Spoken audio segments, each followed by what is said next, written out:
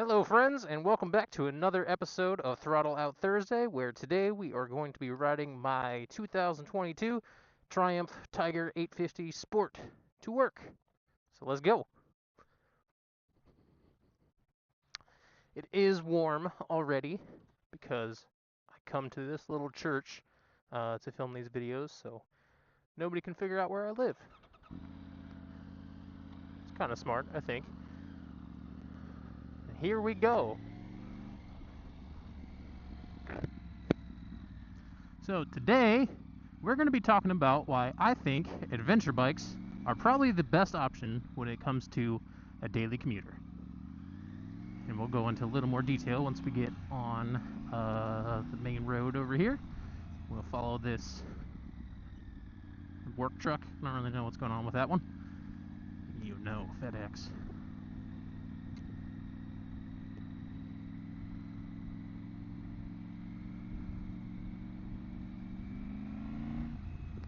Don't turn left.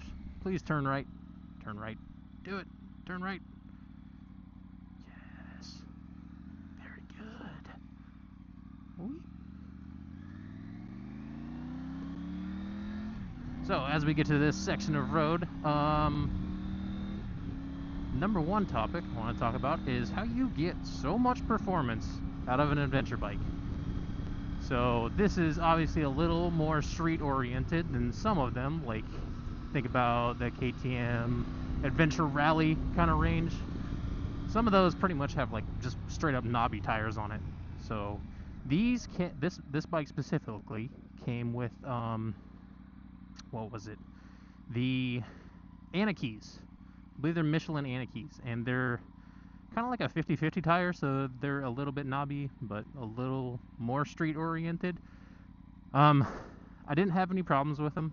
I still found that there was a ton of grip, and my only thing that I disliked about them was that they made a lot of noise. So like as soon as you would get the bike off the center line, like straight up and down, they would just start humming like crazy. But that is not necessarily the point of what I'm talking about. So much traffic.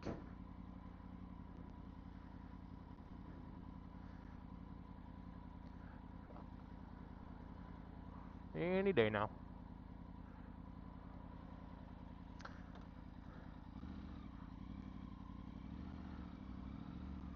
I would categorize this bike or lump it in. I'm just gonna go because you are being a little bit ridiculous. Um, like a Kawasaki Versus 650 or a V-Strom 650, something in that range where it's just almost like a sport touring bike more than it is an adventure bike. And that's not a knock saying this is not an adventure bike.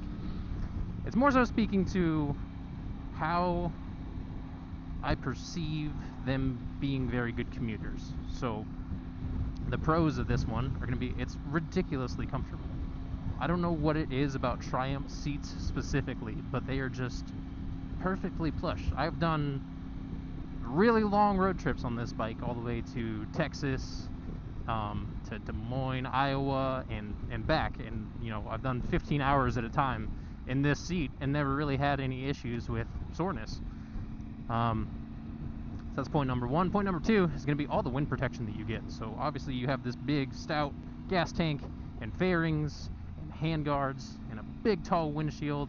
And going back to, you know, really long road trips, all those things start to add up when you're in the seat for, you know, double-digit hours.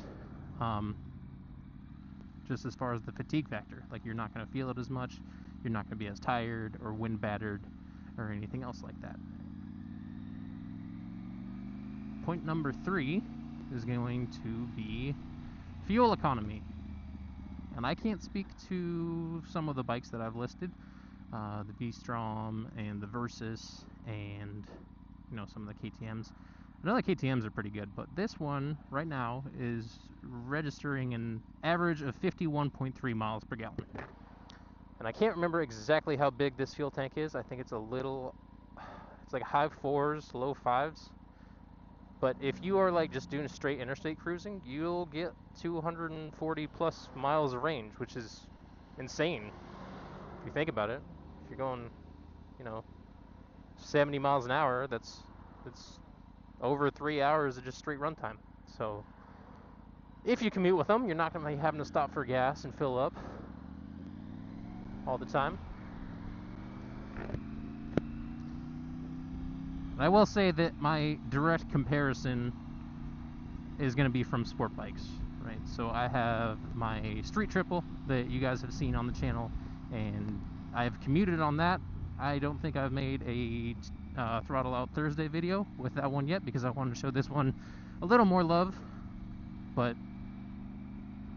drawing comparisons away from the street triple, this is so much more comfortable. You get the wind protection, you get the added fuel economy, and I don't know what it is, but it does have different tire sizes. So the street triple obviously just has straight 17s. This is a, and I hope I don't get this wrong, 19-inch front and a 17-inch rear. So you get a little more diameter in the front wheel, and for whatever reason, when you're going along, it just makes it feel super light. That's probably wrong from a physics perspective, physics point, but just objectively, feels like I have a little more control.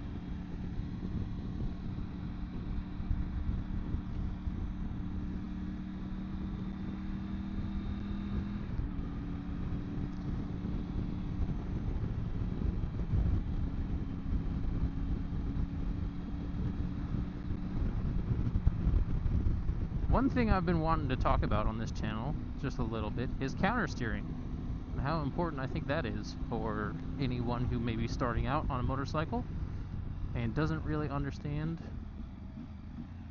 what that is or how to use it. So, in my opinion, I think anybody who knows how to ride a bicycle loosely understands countersteering, but maybe isn't necessarily able to articulate it. Countersteering is, I don't know if you guys have seen Cars, but when Doc Hudson says that you need to turn left to go right, that's not exactly wrong.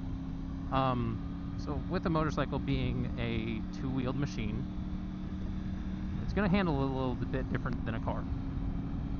It's also unitrack, so gyroscopic forces take effect, and what that results in is, hold on, we'll do it up here. On this corner, if I push the bar to the left, it'll turn right. Here, if I pull the bar to the right, it turns left. Same thing here. So I'm pulling the handlebar towards me, and it steers the bike. And I think it's important to note that, because when people get on motorcycles, I think the idea is, oh, I just lean to make the bike turn. And while that's not entirely wrong either, it's not as effective as being able to just whip the bike back and forth using the handlebars. So, if you're trying to have more control, I would avoid hanging off the bike unless you're at the track or trying to actually go fast. If you're just commuting to work, you should be countersteering through your corners. It is way more direct. You have significantly more control and are able to change direction when you use it. And if you are a new rider, you will find that as you progress in your riding career, you're going to be using it more and more. So it's just one of those fundamental things that I think not everybody talks about. I think we just see videos on Instagram and YouTube and TikTok and everything. You just see people, you know, hanging off the bike like crazy and going around corners, which is fine. There's a reason that you do hang off. I don't want to get that message misconstrued, but it all starts with countersteering. So just to further demonstrate that point, because I'm going to be stuck behind this guy for a minute, so I'm going relatively straight right now. I want you to watch my arm. I'm going to slow down a little bit. If I pull, the bike wants to turn to the left. If I push, bike wants to turn to the right.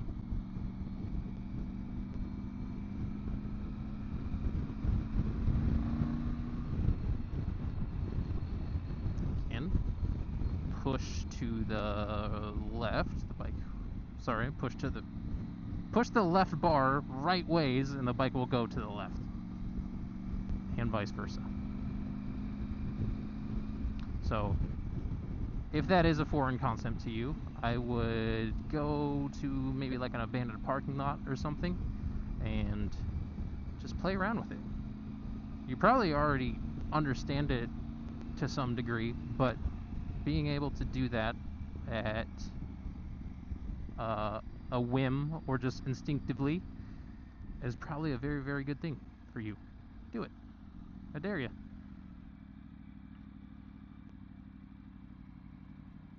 One other point is it helps you set up your corners a little bit better. So on this left-hander, we'll get a little bit of speed going. And watch me initiate this with my left hand. I'm going to push the bar. And I can pull it back if I want the bike to stand up.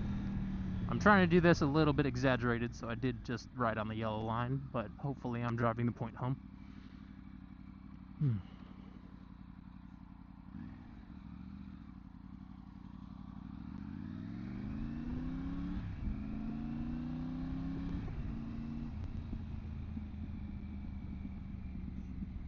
So you can do that, or you just kind of bob your head back and forth, and that will steer the bike, just not as quickly as you would with countersteering.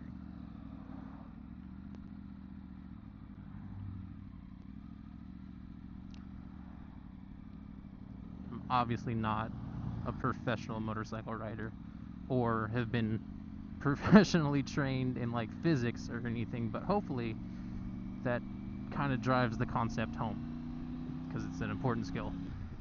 And I would like to be talking about more important skills as I continue to do episodes, but I think that countersteering would be probably the easiest one to understand and apply and conceptualize. So that's why we're talking about that one.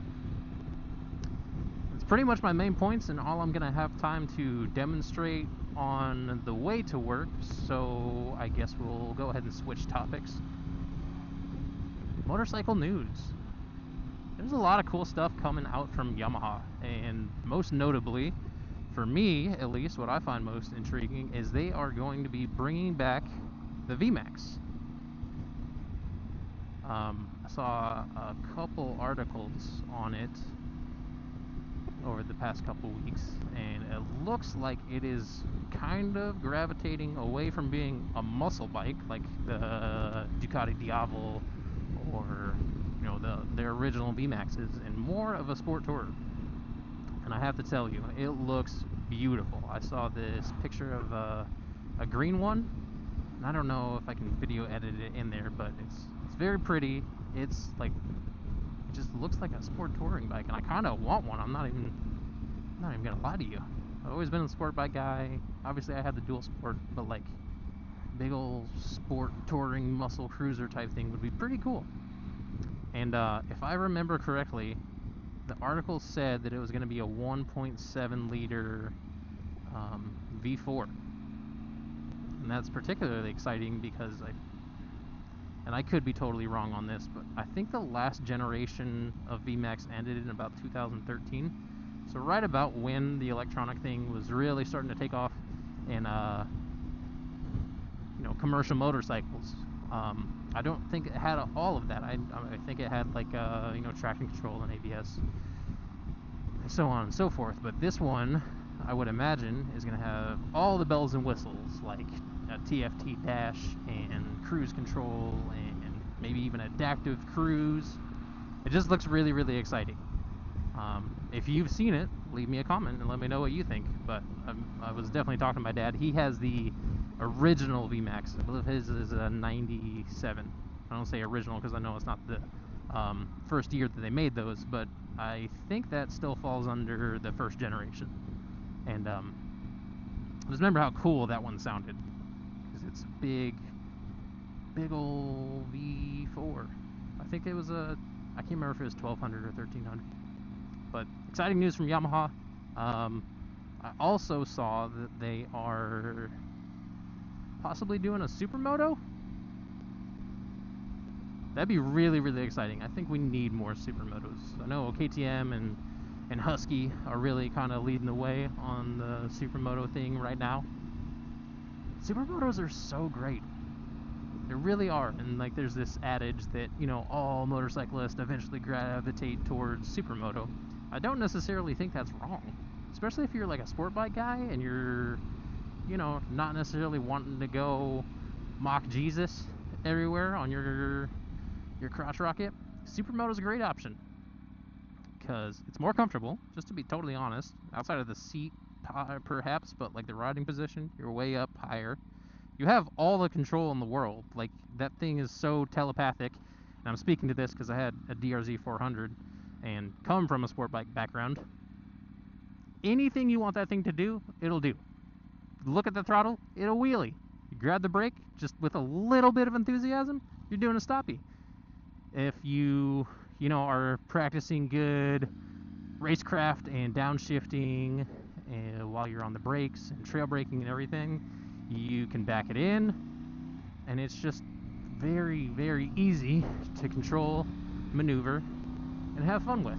So I think that's part of the reason that most people gravitate towards, not even most people, a lot of people will gravitate toward, can't talk, will gravitate towards supermotos. So it's exciting that Yamaha may be releasing a new one of those.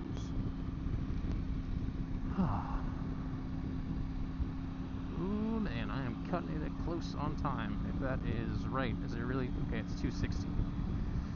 I have like 14 more minutes to get to work, so hopefully we can do that, and traffic is not too bad, and I don't get a ticket. Not that I would ever speed. Haha.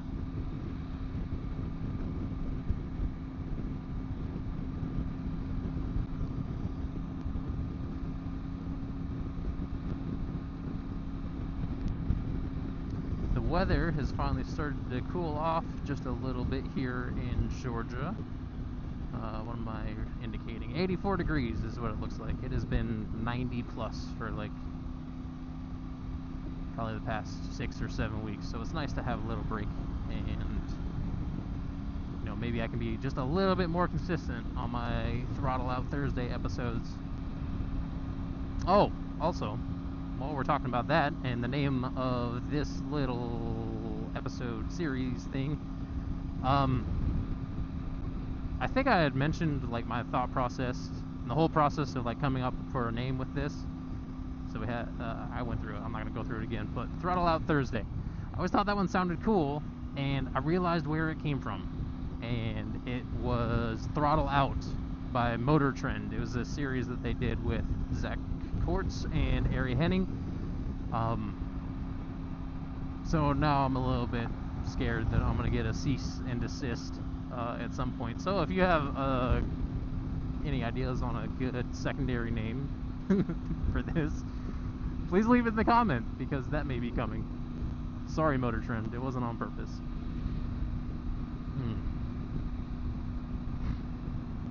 Excuse me, got a little bit of allergies going on. Man, it is windy today.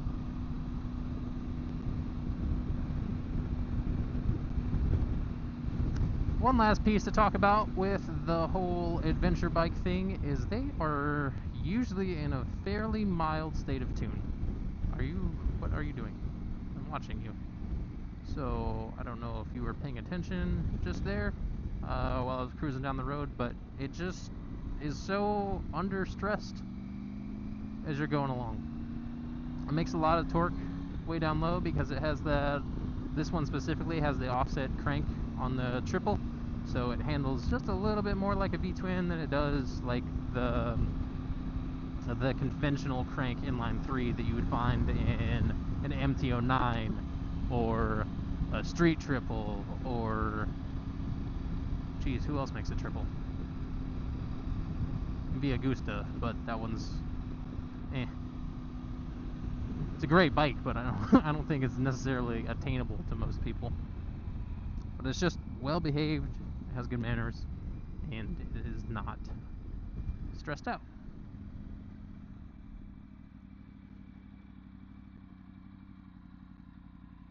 Doop-a-doop-a-doo. Doo-doo-doo-doo-doo.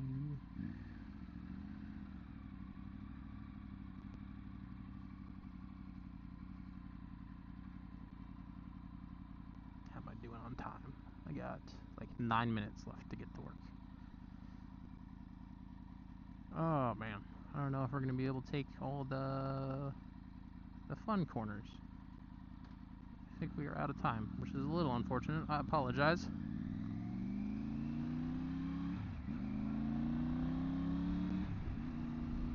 Oh no.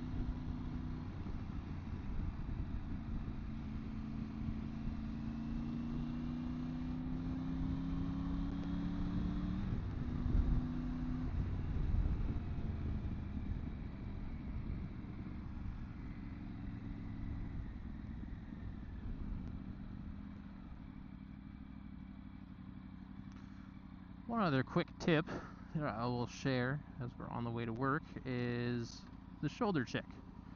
I don't know if you guys catch that, but anytime I change lanes, I do the little shoulder check thing. And that came from an instructor that I had when I was like 14 years old.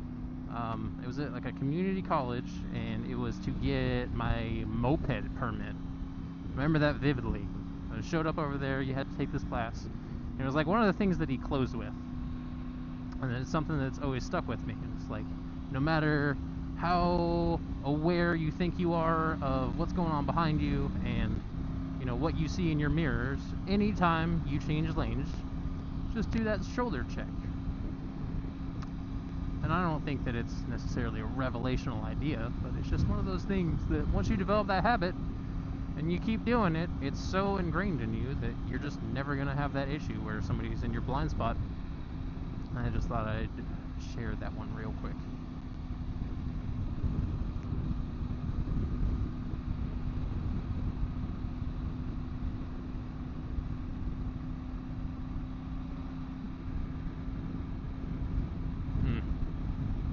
I don't know why, but I just don't like those electric scooters. I really have no reasoning behind it. It just, every time I see one, I'm just like, oh, that's kind of lame. You're a little lame. That's my my prejudiced opinion about scooters.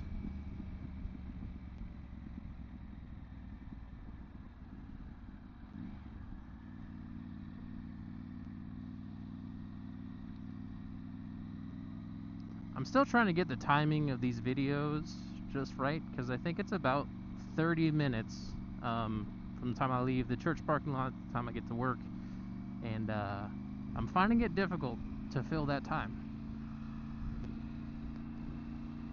I think if I was able to do demonstrations and things like that, obviously I would be able to fill up a little bit more, but just talking and presenting concepts, man, it's kind of difficult.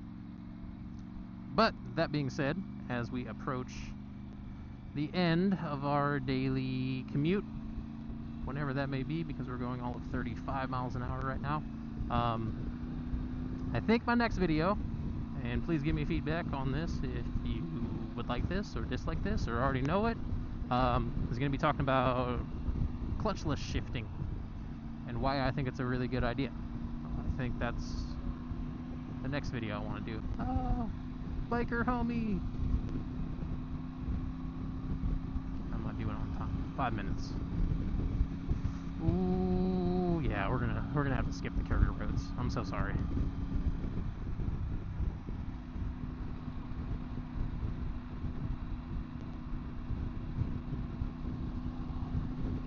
But you guys can just hang out. I don't know if I have so much more to say on this episode. If you're still watching and you are not subscribed, go ahead and hit that subscribe button. I'm always trying to get more followers. I'm not even gonna lie to you. I think my videos are doing okay, but I just need to get that subscriber number up. Come on, get me monetized. I promised it won't be for what was that thing? Manscaped. I'm just kidding. I would do Manscaped. I would do it if they offered. I'd offer. Not Eidhofer. You guys remember that? I don't know if you watch Yammy Noob channels, but there was a period of time there where like every single episode just had pepperings of Manscaped products on their videos.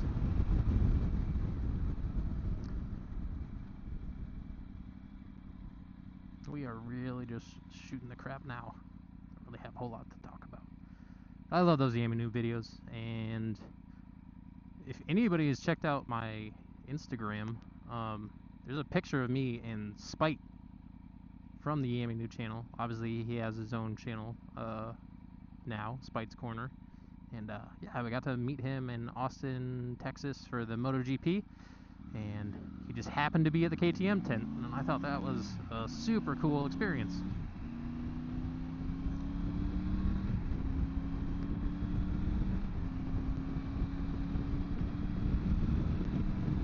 Alright, I don't like the arrangement that we have right now, so... Wow. One of the best parts about living in Georgia, there's a mattress in the middle of the road. Maybe a little bit morbid, but depending on where you go, you'll see a whole litany of things, like just trash bags and dead dogs. There's just crap everywhere, and you should countersteer to get away from it.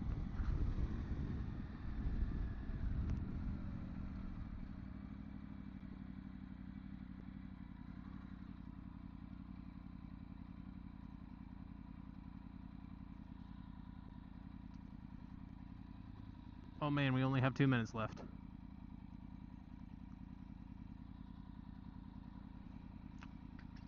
Ooh, what's that? Supra? The new Supra. With a license plate that says Supra.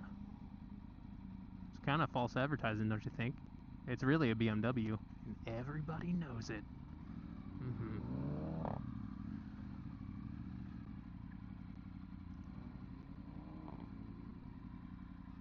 Kind of sounded good, I'm not even gonna lie.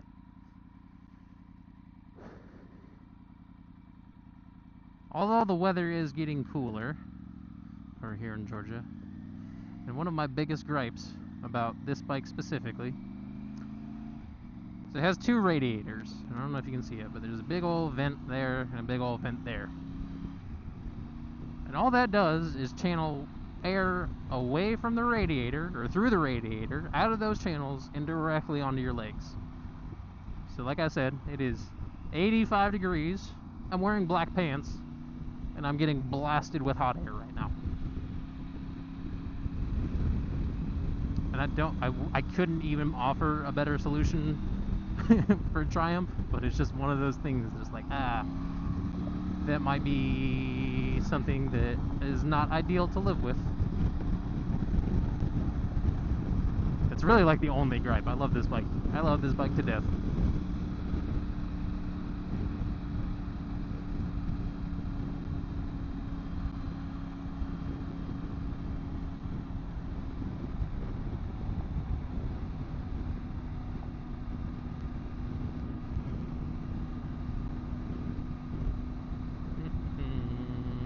Traffic is not terribly bad today.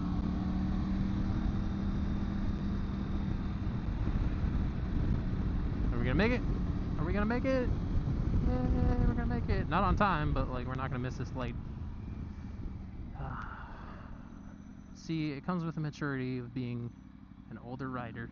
But like I would have just ripped through that little space there a while ago, and now I'll just wait. Wait. There's so much gravel and sand on the right side over there, and I just slid. Whee!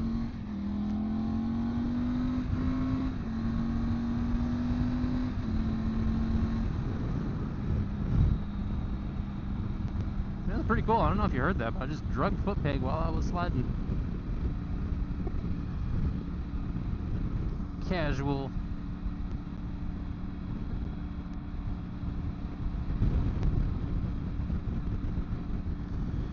And just to demonstrate the counter steering thing one more time, we're going to be braking, downshifting, turn to the right, and then initiate, push the left bar forward and turn left, and again. Oh man, we're just dragging all kinds of stuff.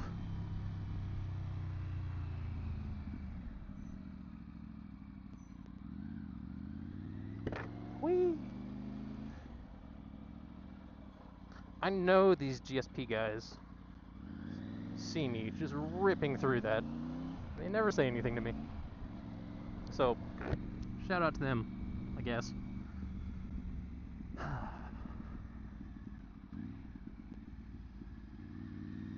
Alright, we made it, and we are only 2 minutes behind. Thank you for watching. I hope you enjoyed the content, and please leave me feedback on what else you'd like to see or hear me talk about. And one more reminder, if you are not